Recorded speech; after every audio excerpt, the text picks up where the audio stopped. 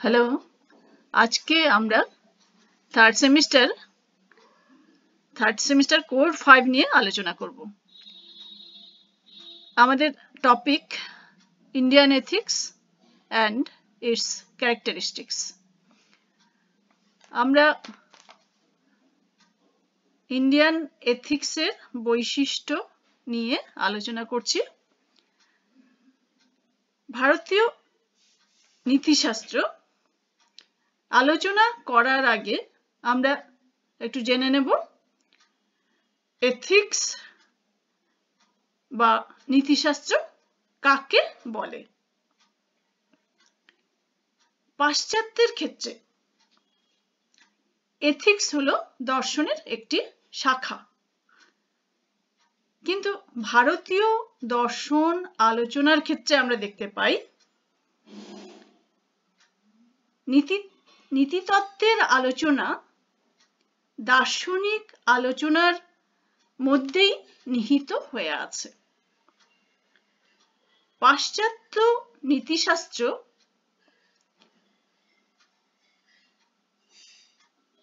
বলতে বোঝায় মানুষের চরিত্রের বহিঃপ্রকাশ যে আচরণ, তার ভালোত্ব বা মন্দত্ব সম্পর্কীয় বিজ্ঞান।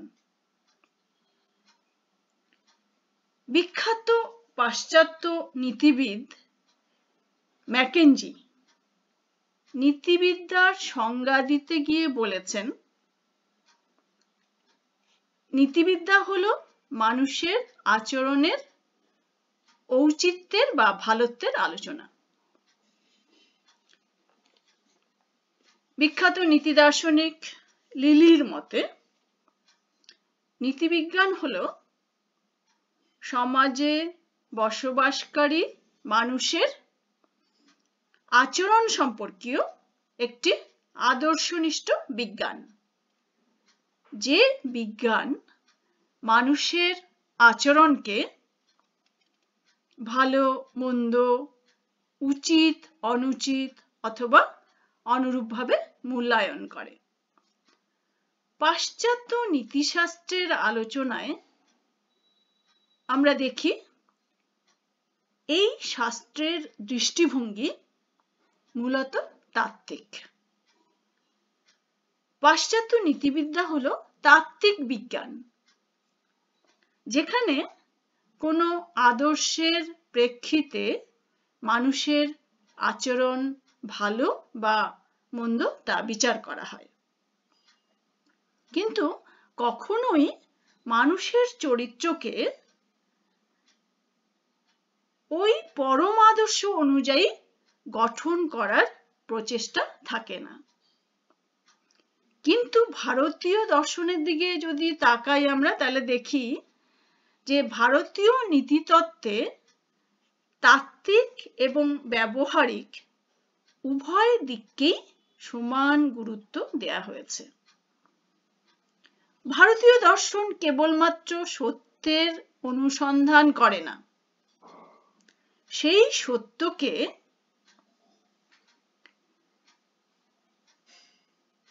জীবনে উপলব্ধি করে জীবনে প্রতিষ্ঠা করতে চায়, যাতে জীবন সুন্দর ও কল্যাণময় হয়ে ওঠে। পাশ্চাত্যের নৈতিক আলোচনায় আধ্যাত্মিকতা যুক্ত থাকে না বলে তা জীবনচর্যার ক্ষেত্রে কোনো দিশা দেখাতে পারে না। অপরদিকে ভারতীয় নীতিতত্ত্বের আলোচনায় তাত্ত্বিক এবং আধ্যাত্মিক উভয় প্রকার আলোচনায় যুক্ত থাকে বলে তা আমাদের জীবনচর্যায় সঠিক দিশা দেখাতে পারে। আমরা ভারতীয় নীতিশাস্ত্রের ক্ষেত্রে বলতে পারি, মানুষের যে কাজ বা আচরণ তার আধ্যাত্মিক উৎকর্ষ লাভের সহায়ক, তা হলো ভালো বা উচিত কাজ। আর যে কাজ বা আচরণ তার আধ্যাত্মিক উৎকর্ষ লাভে সহায়ক নয় তা হলো মন্দ কাজ। ভারতীয় নীতিশাস্ত্রের কিছু বৈশিষ্ট্য, বিশেষ বৈশিষ্ট্য বলতে পারো, বিশেষ বৈশিষ্ট্য দেখা যায়। সেই বিশেষ বৈশিষ্ট্যগুলো হলো: 1 নম্বর, প্রাচীনতা, রিমোটনেস ইন টাইম। 2 নম্বর, ব্যবহারিক দৃষ্টিভঙ্গি, প্র্যাকটিক্যালিটি। 3 নম্বর, আধ্যাত্মিক ভিত্তি, মেটাফিজিক্যাল বেসিস। 4 নম্বর, নিরপেক্ষতা, অ্যাবসলিউটনেস। এই 4টে বিশেষ বৈশিষ্ট্য আমরা দেখতে পাই। একটা একটা করে আলোচনা করা যাক। 1 নম্বর, প্রাচীনতা, রিমোটনেস ইন টাইম। ভারতীয় নীতি দর্শন হলো প্রাচীনতম। প্রাচীন গ্রিক নৈতিক যে মতবাদগুলো পাওয়া যায়, সেই মতবাদগুলির থেকেও ভারতীয় নৈতিক মতবাদগুলি অনেক বেশি প্রাচীন। কেননা প্রাচীন গ্রীসের দর্শন চিন্তার অনেক আগেই ভারতীয় দর্শন চিন্তার উদ্ভব হয়েছিল। বেদ উপনিষদ হলো পৃথিবীর প্রাচীনতম সাহিত্য এবং ভারতীয় দর্শনের তথা নীতি দর্শনের ভিত্তিভূমি। সুতরাং বলা যায় যে ভারতীয় নীতিশাস্ত্র হলো পৃথিবীর প্রাচীনতম নীতিশাস্ত্র। 2 নম্বর বৈশিষ্ট্য বলেছিলাম ব্যবহারিক দৃষ্টিভঙ্গি, প্র্যাকটিক্যালিটি। পাশ্চাত্য নীতিশাস্ত্র মূলত জ্ঞানাত্মক। সেখানে নৈতিক প্রত্যয়গুলির, যেমন ভালো মন্দ, উচিত অনুচিত, ন্যায় অন্যায় ইত্যাদির ব্যাখ্যা করা হয়, সেগুলো সম্পর্কে স্পষ্ট ধারণা দেওয়া হয় এবং নৈতিক পরমাদর্শের স্বরূপ নির্ধারণ করা হয়। কিন্তু কখনোই এই নৈতিক পরমাদর্শকে লাভ করার জন্য আত্মিক উৎকর্ষ সাধন করার কোনো প্রচেষ্টা পাশ্চাত্য নীতিবিদ্যায় নেই।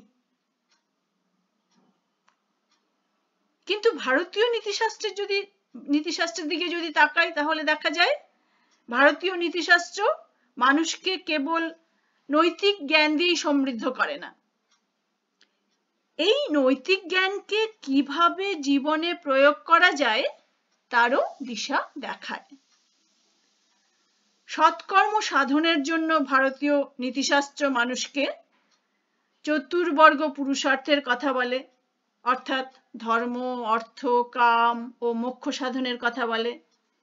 এছাড়াও বর্ণাশ্রম ধর্ম পালন, অর্থাৎ ব্রহ্মচর্য, গৃহস্থ, বানপ্রস্থ ও সন্ন্যাসের কথা বলে। অর্থাৎ ভারতীয় নীতিশাস্ত্র জ্ঞান ও কর্মের উপর সমান গুরুত্ব দেয়। যে জ্ঞান মানুষকে মানুষের আধ্যাত্মিক জীবনের পথে এগিয়ে দেয় না, সেই জ্ঞান ভারতীয় মতে নিষ্ফল জ্ঞান বা বন্ধা জ্ঞান। এটা গেল ব্যবহারিক দৃষ্টিভঙ্গি। দ্বিতীয় বৈশিষ্ট্য ছিল আমাদের। তৃতীয় বৈশিষ্ট্য বলেছিলাম আধিবিদ্যক ভিত্তি, মেটাফিজিক্যাল বেসিস। ভারতীয় নীতিশাস্ত্রের একটা গুরুত্বপূর্ণ বৈশিষ্ট্য হলো এর আধিবিদ্যক ভিত্তি। ভারতীয় নীতিশাস্ত্রের চরম লক্ষ্য বিশুদ্ধ জ্ঞান লাভ নয়, বরং সত্য জ্ঞানের মাধ্যমে মোক্ষ বা মুক্তি লাভ। মোক্ষ লাভের পর আত্মা স্বরূপে অবস্থান করে এবং স্বরূপত আত্মা নিত্য, এর আদিও নেই অন্তও নেই। আত্মা সৎ, চিত ও আনন্দ স্বরূপ। আমাদের যে জড়দেহ আছে তার জন্ম আছে, মৃত্যু আছে, কিন্তু আত্মার কোনো মৃত্যু নেই। এই যে আধিবিদ্য জ্ঞান, মেটাফিজিক্যাল নলেজ, যে আত্মা অনাদি অনন্ত সৎ, চিত ও আনন্দ স্বরূপ, এই জ্ঞান ব্যক্তির কর্ম ও আচরণকে নিয়ন্ত্রিত করে। ভাগবত গীতায় আমরা দেখি, সেখানে বলা হয়েছে, স্থিতপ্রজ্ঞ ব্যক্তি যার আত্মজ্ঞান হয়েছে তিনি কখনোই কর্মফলের ইষ্ট অনিষ্টের চিন্তা করেন না। তিনি সারা জীবন কি করেন? সৎকর্মকেই তার ধর্মরূপে বিবেচনা করেন। এটা গেল তৃতীয় বৈশিষ্ট্য, মেটাফিজিক্যাল বেসিস, ভারতীয় নীতিশাস্ত্রের মেটাফিজিক্যাল বেসিস। চতুর্থ যে বৈশিষ্ট্য আমরা দেখতে পাই ভারতীয় নীতিশাস্ত্রের, তা হলো নিরপেক্ষতা, অ্যাবসলিউটনেস। ভারতীয় নীতিশাস্ত্রে জীবনের পরমার্থ সম্পর্কে প্রায় সব সম্প্রদায়ই একমত। নৈতিক জীবনের পরম লক্ষ্য জাগতিক সুখ বা ঐশ্বর্যের অধিকারী হওয়া নয়, বরং বলা যেতে পারে নৈতিক জীবনের পরম লক্ষ্য হলো আধ্যাত্মিক বা আত্মিক পূর্ণতা লাভ বা মোক্ষ লাভ। ভারতীয় দর্শন সম্প্রদায়গুলির দিকে যদি আমরা তাকাই, তাহলে দেখি একমাত্র চার্বাক সম্প্রদায়কে বাদ দিয়ে বাকি সব সম্প্রদায়ই মনে করে নৈতিকতা হলো এক নিরপেক্ষ নৈতিকতা, অর্থাৎ আমাদের সব আচরণের, আমাদের সব কাজের উদ্দেশ্য হলো জীবনের পরম পুরুষার্থকে লাভ করা, অর্থাৎ মোক্ষকে লাভ করা, মোক্ষ সাধন করা। কিন্তু পাশ্চাত্যের ক্ষেত্রে এরকম কোনো পরম পুরুষার্থ সম্পর্কে একমত নন। কেউ মনে করেন নৈতিক জীবনের লক্ষ্য হলো দৈহিক সুখলাভ, আবার কেউ মনে করেন জীবনের পরম লক্ষ্য হলো মানসিক শান্তি বা আনন্দ। পাশ্চাত্যে আবার কেউ মনে করেন নৈতিক পরম আদর্শ হলো সদিচ্ছা প্রণোদিত হয়ে কর্ম করা। আবার কেউ কেউ মনে করেন আত্মিক উৎকর্ষতা লাভ করাই হলো নৈতিক আদর্শ। সেখানেও আত্মিক উৎকর্ষতা লাভের কথা বলা হয়েছে, কিন্তু এক একজন ফিলসফার এক একজন মত দিয়েছেন পরম আদর্শ সম্পর্কে। যে কেউ বলেছেন যে সুখের কথা বলেছেন, সেই সুখের ক্ষেত্রেও মতভেদ আছে। কেউ বলেছেন মানসিক সুখই হচ্ছে পরম আদর্শ, আবার কেউ বলেছেন ইন্দ্রিয় সুখী হচ্ছে পরম আদর্শ। এরকম বিভিন্ন পরমাদর্শের কথা বলা হয়েছে। এই বিভিন্ন প্রকার পরমাদর্শের কারণে পাশ্চাত্যের নৈতিকতা নিরপেক্ষ হতে পারেনি। সেখানে নৈতিকতা সাপেক্ষ নৈতিকতায় পরিণত হয়েছে। কিন্তু ভারতীয় দর্শনের দিকে যদি তাকাই আমরা, তাহলে দেখি ভারতীয় দর্শনের যে নৈতিকতা, ভারতীয় নৈতিকতা, তা হলো নিরপেক্ষ নৈতিকতা। Thank you.